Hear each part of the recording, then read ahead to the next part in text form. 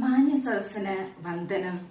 ഇന്ന് എനിക്കിവിടെ സംസാരിക്കാൻ കിട്ടിയിരിക്കുന്ന വിഷയം പരിശുദ്ധ അമ്മ.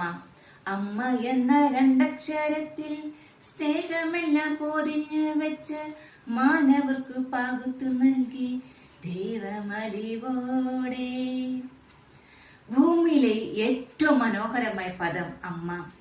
ഒരു മനുഷ്യൻ ഈ ലോകത്തെ നോക്കിക്കാണുന്നത് അമ്മയുടെ കണ്ണുകളിലൂടെ ആണ്. അമ്മയല്ലാതെ ഈ ഭൂമിയിൽ മറ്റെന്ത് നന്മയാണ് ഉള്ളത്? കരുണാപൂർണനും അനന്തജ്ഞാനിയുമായ ദൈവത്തിന് ഈ ലോകത്തിന്റെ വീണ്ടെടുപ്പിനായി മനുഷ്യജന്മം എടുക്കുന്നതിനും വചനം മാംസമായി തീരുന്നതിനും ഒരു അമ്മ വേണം. അതിനായി ദൈവത്താൽ തിരഞ്ഞെടുക്കപ്പെട്ടവൾ ആണ് പരിശുദ്ധ കന്യകാമറിയം. എളിമ നിറഞ്ഞ മനസ്സോടെ ദൈവകുമാരന്റെ അമ്മയാകുന്നവളുടെ ദാസിയാകുവാൻ ആഗ്രഹിച്ചവളാണ് പരിശുദ്ധ അമ്മ. എളിമ, സ്നേഹം, കരുണ, വാത്സല്യം, അനുസരണം, ദൈവഹിതം അന്വേഷിക്കൽ തുടങ്ങിയ ഒട്ടേറെ ദിവ്യഗുണങ്ങൾ അമ്മയിൽ കാണാം. അമ്മയെക്കുറിച്ച് ധ്യാനിക്കുമ്പോൾ എന്നെ ഏറെ സ്വാധീനിച്ച പ്രത്യേകതകൾ ഉണ്ട്.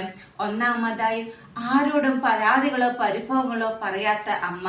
തന്റെ ദിവ്യകുമാരന് ജന്മം കൊടുക്കുവാൻ കാലിത്തൊഴുത്ത് ലഭിച്ചപ്പോഴോ ശിശുവിനെയും കൂട്ടി ഈജിപ്തിലേക്ക് പോവുക എന്ന് പറഞ്ഞപ്പോഴോ തന്റെ ദിവ്യകുമാരന്റെ പീഡാനുഭവവും കുരിശുമരണവും നേരിട്ട് അനുഭവിച്ചപ്പോഴും ഒരിടത്ത് പോലും അമ്മ പരാതി പറയുന്നില്ല. ഉള്ളത് കൊണ്ട് തൃപ്തിപ്പെടുക, ദൈവഹിതം എന്താണോ അത് അനുസരിക്കുക എന്ന അമ്മയുടെ മഹനീയ മാതൃക നമുക്കും അനുകരണീയമാണ്. രണ്ടാമതായി, നഷ്ടപ്പെട്ട യേശുവിനെ തേടി പിടിക്കുന്ന ഒരമ്മ. ലൂക്കായുടെ സുവിശേഷത്തിൽ ഈശോ നഷ്ടപ്പെട്ടപ്പോൾ തേടി നടക്കുന്ന ഒരമ്മയെ നമുക്ക് കാണാം. കണ്ടു കിട്ടുന്നത് വരെ അമ്മ മകനെ അന്വേഷിച്ചു നടന്നു. കണ്ടു കിട്ടിയപ്പോൾ ആനന്ദിച്ചു. നമ്മുടെ ജീവിതത്തിലും ഇതുപോലെ യേശുവിനെ നഷ്ടപ്പെട്ട അനുഭവങ്ങൾ ഉണ്ടാകും. ഇത്തരം അവസരത്തിൽ അമ്മയും അമ്മ അനുഭവിച്ച വേദനയും നമ്മെ പിന്തുടരട്ടെ. മൂന്നാമതായി, മറ്റുള്ളവരുടെ ആകുലതകളിലേക്ക് ശ്രദ്ധ കൊടുക്കുന്ന ഒരമ്മയെ നമുക്ക് സ്വീകരിക്കാം. കാനായിലെ വിവാഹ വിരുന്നിൽ അവിടെ വീഞ്ഞു തീർന്നു പോയപ്പോൾ ആ കുടുംബത്തോട് കരുണ തോന്നുന്ന ഒരമ്മയുണ്ട്. ഏലിശമ്മ ഗർഭിണിയാണ് എന്നറിഞ്ഞപ്പോൾ തന്റെ അവശതകൾ വകവയ്ക്കാതെ അവളെ ശുശ്രൂഷിക്കാൻ ഓടിയെത്തിയ പരിശുദ്ധ കന്യാമറിയം. നമ്മുടെ ജീവിതത്തിലും ഇതുപോലെ ഒരുപാട് വേദനിക്കുന്നവർ നമ്മുടെ ചുറ്റിലുമുണ്ട്. ഇത്തരം അവസരങ്ങളിൽ അമ്മയെ പിന്തുടരുന്ന നമുക്ക് അവർക്ക് ഏകാവുന്ന ആശ്വാസം നൽകുന്നവരാകാം. ഈ ഭൂമിയിൽ നിന്ന് പോകുന്നതിന് മുമ്പ് നസ്രായൻ അവന്റെ പ്രാണൻ പകുത്തു നൽകുന്നതിനോടൊപ്പം ഒരു അമ്മയെ കൂടി നമുക്ക് നൽകി. നസ്രായന്റെ അമ്മ, എന്റെയും നിന്റെയും അമ്മ. കാലിത്തൊഴുത്തിലെ പുൽമത്തേൽ ഉദരത്തിന്റെ നൊമ്പരവും തിരസ്കരണത്തിന്റെ ഭാരവും പേറി കടിഞ്ഞിൽ ഉണ്ണിക്ക് ജീവൻ നൽകിയവളാണ് പരിശുദ്ധ അമ്മ. വീഴുമ്പോഴേക്ക് കൈപിടിച്ച് നടത്തുകയും കരയുമ്പോൾ കണ്ണുനീർ തുടയ്ക്കുകയും ചെയ്യുന്ന നമ്മുടെ അമ്മ കുടുംബങ്ങളുടെ മധ്യസ്ഥയാണ്. കുടുംബജീവിതത്തിന്റെ സ്പന്ദനവും വഴികാട്ടിയുമായ പരിശുദ്ധ കന്യകാമറിയത്തിന്റെ കൈ നമുക്കും പിടിക്കാം.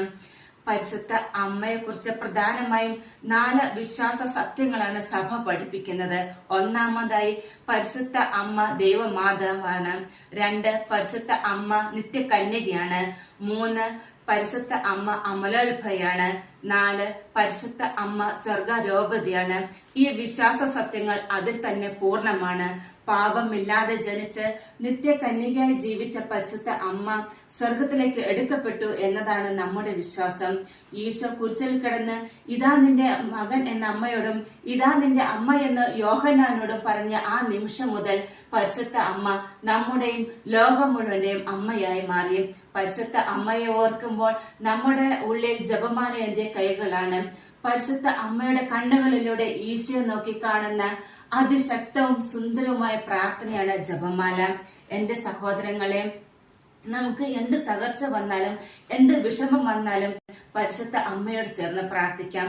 അവിടുത്തെ കൈ മുറുകെ പിടിക്കാം. ജപമാല എന്ന ആയുധം കൈകളിലേന്തി അമ്മയുടെ കൈ പിടിച്ച് നമുക്കും മുന്നേറാം. നന്ദി, നമസ്കാരം.